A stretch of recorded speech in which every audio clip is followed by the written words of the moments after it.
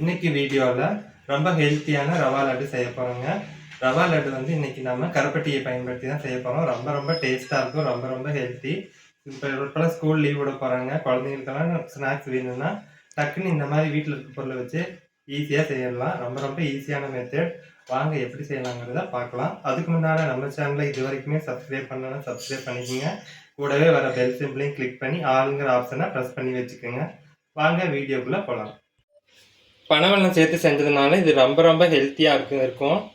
கண்டிப்பாக வந்து டிஃப்ரெண்ட் டேஸ்ட்டாக இருக்கும். இந்த பரிச்சை லீவில் குழந்தைங்களுக்கு இந்த மாதிரி ஹெல்த்தியான ஸ்நாக்ஸை செஞ்சு வச்சுட்டிங்கன்னா அவங்க போகும்போது ஒன்று வரும்போது ஒன்றுமா சாப்பிட்டு நல்லா என்ஜாய் பண்ணுவாங்க. கண்டிப்பாக இது ஒரு வாட்டி ட்ரை பண்ணி பாருங்கள்.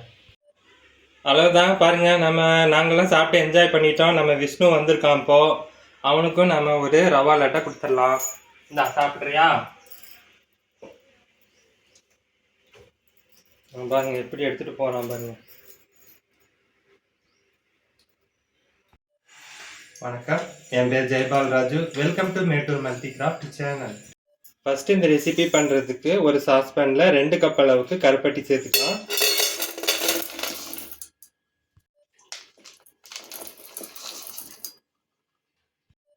வெள்ளத்தை கரைக்கிறதுக்காக நான் அதே கப்பில் 1/2 கப் அளவுக்கு தண்ணி சேர்க்குறேன்.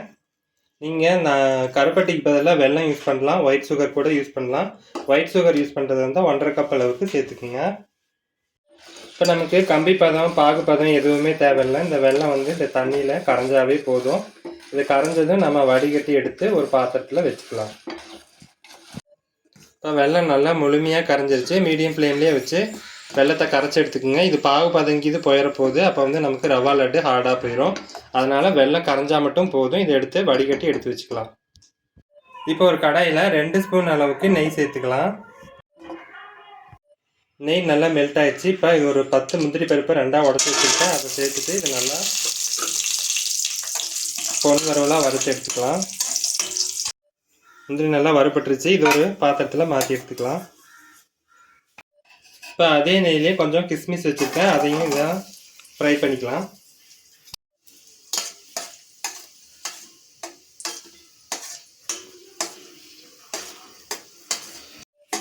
திராட்சை நல்லா வறுபட்டு பலூன் மாதிரி வந்திருக்கு. இப்போ நம்ம இதை வெளியே எடுத்துக்கலாம். இப்போ அதே நெய்லேயே நம்ம 2 கப் அளவுக்கு ரவை சேர்த்துக்கலாம். இப்போ 2வது கப்பு ரவையும் சேர்க்குறேன். ஸ்டவ் வந்து நல்லா சிம்மிலேயே வச்சு இதை நல்லா நம்ம வறுத்து எடுத்துக்கலாம். பார்த்திங்கன்னா சிம்லேயே நான் வந்து ஒரு 5 நிமிஷம் மட்டும் வறுத்துருக்குறேன். கலர் மட்டும் சேஞ்ச் ஆகிருக்கு. ஆனால் எங்கேயுமே பார்த்திங்கன்னா கறியில் கலர் மட்டும்தான் சேஞ்ச் ஆகிருக்கு. இந்த சமயத்தில் நாம் தேங்காய் துருவல் சேர்த்துக்கலாம். நான் வந்து தேங்காய் துருவல் வந்து ரெடிமேட் தேங்காய் துருவல் தான் சேர்த்துருக்குறேன். 1/2 கப் அளவுக்கு சேர்க்குறேன். இப்போ 1/2 கப் அளவுக்கு சேர்த்தாச்சு. உங்கள் கையில் வந்து ஃப்ரெஷ் தேங்காய் தான் இருக்குதுன்னா அதை நல்லா வறுத்துட்டு சேர்த்துக்குங்க. இப்போ இது ஒரு 2 நிமிஷத்துக்கு மட்டும் சிம்மிலேயே வச்சு நல்லா ஈவனாக கலந்து விடலாம். தேங்காய் வந்து சிம்மிலே வச்சு ஒரு 2 நிமிஷம் மட்டும் வறுத்தா போதும். இப்போ 1 ஸ்பூன் அளவுக்கு மட்டும் நெய் சேர்த்துருக்குறேன். இப்போ வந்து இதை ஒரு காட்டி கலந்து விட்டுடலாம். இப்போ தேங்காய் துருவல் சேர்த்துட்டு நான் வந்து 2 நிமிஷம் மட்டும் மிக்ஸ் பண்ணிவிட்டு ஸ்டவ் ஆஃப் பண்ணிட்டேன். இப்போ ஒரு 1/2 ஸ்பூன் அளவுக்கு ஏலக்காய் தூள் சேர்க்குறேன். பாருங்கள், ஸ்டவ் ஆஃப் பண்ணியாச்சு. இப்போ இதை நல்லா கலந்து விட்டுடலாம்.